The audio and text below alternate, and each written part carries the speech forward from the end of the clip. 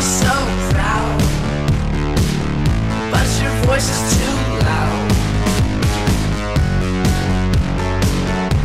We like to watch you laugh.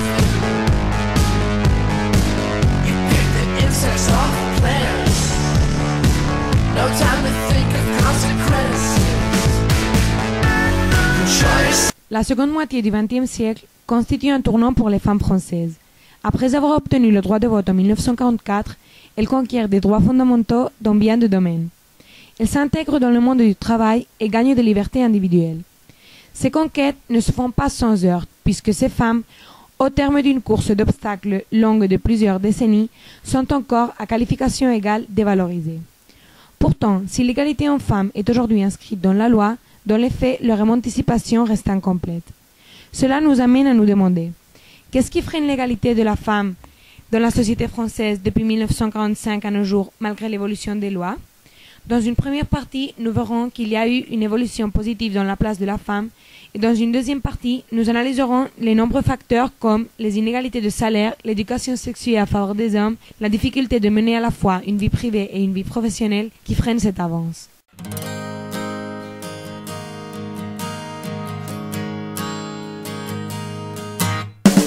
Le travail des femmes n'est pas une nouveauté. Beaucoup de femmes étaient déjà actives au XIXe siècle et jusqu'à la fin de la Première Guerre mondiale dans l'agriculture, l'artisanat, les petits commerces et l'industrie. Mais c'est l'année 1960 qui marque un retour des femmes sur le marché du travail pour des raisons multiples. Des avances juridiques conduisent à une égalité croissante entre les sexes. Les techniques de contraception permettent aux femmes de choisir le moment des naissances, ce qui facilite la poursuite d'études et l'entrée dans la vie active. Le recul de la fécondité, fin du baby-boom, est pris en charge des enfants par la société. Crèches, écoles maternelles allègent la vie familiale qui pesait sur les femmes. Mouvement de mai 68, c'est le mouvement de libération des femmes françaises. À la fin des années 1960, une nouvelle vague militante féministe émerge en France au sein de l'espace politique ouvert par le mouvement étudiant. Le mouvement de 1968 est né de plusieurs courants, de réformistes à radicaux. Il n'y a pas seulement des droits à acquérir salaire, les femmes gagnent en moyenne un tiers de moins que les hommes à travail égal, droit à l'avortement, protection, mais c'est surtout tout un modèle social à faire évoluer. Le MLF, Mouvement pour la libération des femmes, se créera à la suite de mai 68. Le mouvement de 1968 va encore se décliner au masculin. Mais le bouleversement culturel qu'il sous-tend va offrir aux femmes l'occasion d'insuffler un vent de liberté sur une société verrouillée dans laquelle leurs droits n'ont progressé qu'à pas très mesurés. Les années 1968 vont non seulement libérer la parole des femmes, les femmes battues vont aussi enfin sortir leur souffrance du privé pour l'exprimer publiquement, mais devenir aussi également une période pour la reconnaissance de la liberté sexuelle et les droits des femmes. Et dans la foulée de cette parole libérée, les années 1970 vont libérer le corps. Ce mouvement marquera pour les femmes le début du féminisme. Le féminisme est un ensemble d'idées politiques, philosophiques et sociales cherchant à promouvoir ce qu'ils considèrent être des droits des femmes et leurs intérêts dans la société civile.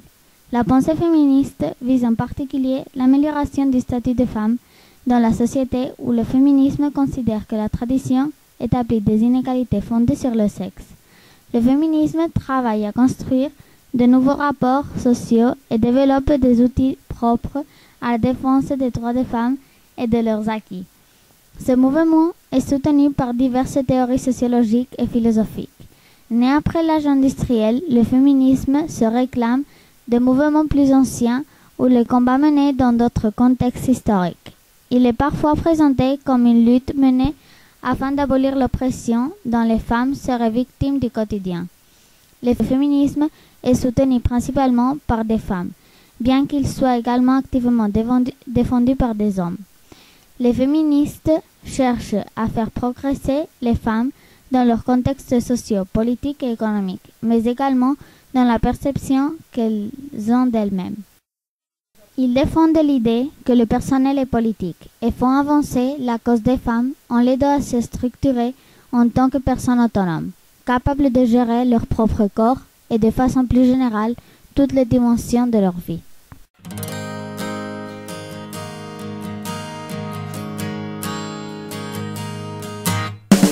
Les femmes françaises sont parmi les dernières femmes du monde occidental à acquérir le droit de voter et celui de se faire élire.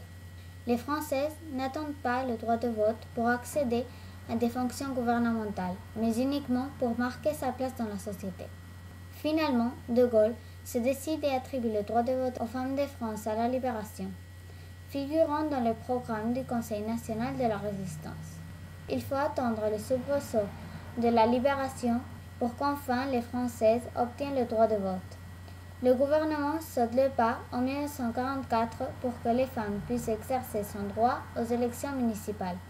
Les femmes purent ainsi voter pour la première fois aux élections de 1945. Les femmes ont le droit de vote en France depuis le décret du 21 avril 1944 du gouvernement provisoire de la République, présidé par le général de Gaulle. Ce droit de vote aux femmes intervient près de 100 ans après l'instauration du suffrage universel masculin en 1848. Pourquoi la France a-t-elle accordé ce droit si tardivement aux femmes?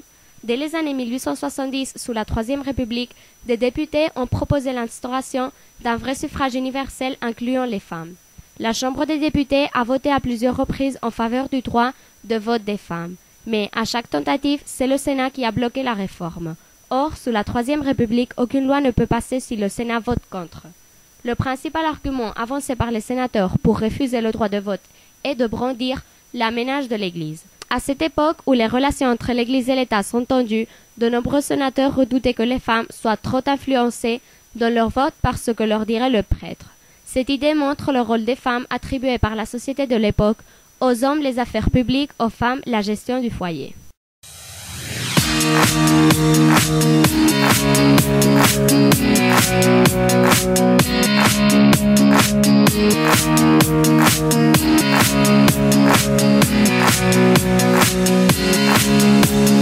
Tell you like it is with the kiss, baby, when it drips from your lips. Tell you like it is, it's like this. Don't be such a slave to your brother.